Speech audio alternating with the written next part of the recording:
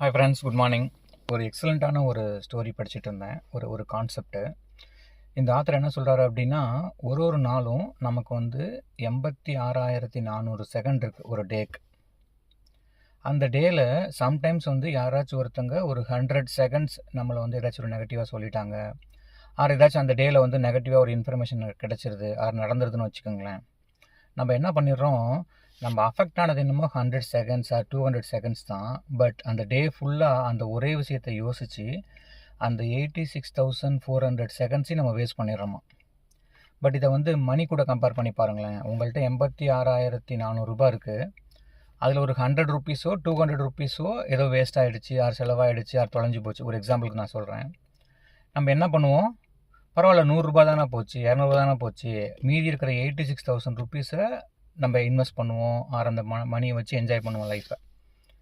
But இதே டைம்னு வர்றப்ப நம்ம யாரோ சொன்ன ஒரு சின்ன இன்ஃபர்மேஷன் நம்மளோட டேவை ஃபுல்லாகவே நெகட்டிவ் பண்ணிடுது. இப்போ யோசிச்சு பாருங்களேன். இப்போ நீங்கள் இருக்கீங்கன்னா நீங்கள் is equal to time, time is equal to money. ஒரு எக்ஸாம்பிள் சொல்லணும்னா A is equal to B, B is equal to C. So A is equal to C. நீங்கள் அப்படிங்கிறது டைம்னு வச்சுட்டோம்னா time is equal to money.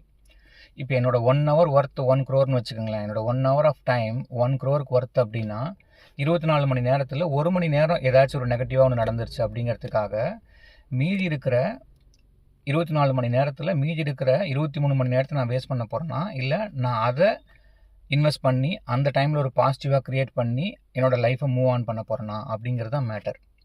So ஒரு நாளும் நான் என்னோடய டைமை எப்படி யூஸ் பண்ணிக்கிறேன் அப்படிங்கிறத பொறுத்து தான் நம்மளோட லைஃப்பில் அடுத்த லெவலுக்கு போகிறோம் அப்படின்னு சொல்லி அந்த ஆத்தர் சொல்கிறாரு. பயங்கர மீனிங்ஃபுல்லாக இருந்தது. இனிமேட்டு ஒரு 10 minutes ஒரு டேயில் நடக்கக்கூடிய ஒரு விஷயத்தினால என்னோடய என்டையர் டே ஸ்பாயில் ஆகக்கூடாது அப்படிங்கிறத நீங்கள் கிளாரிட்டியோடு இருந்தீங்க அப்படின்னா நம்ம டைமை வேஸ்ட் பண்ண மாட்டோம். தேங்க்யூ.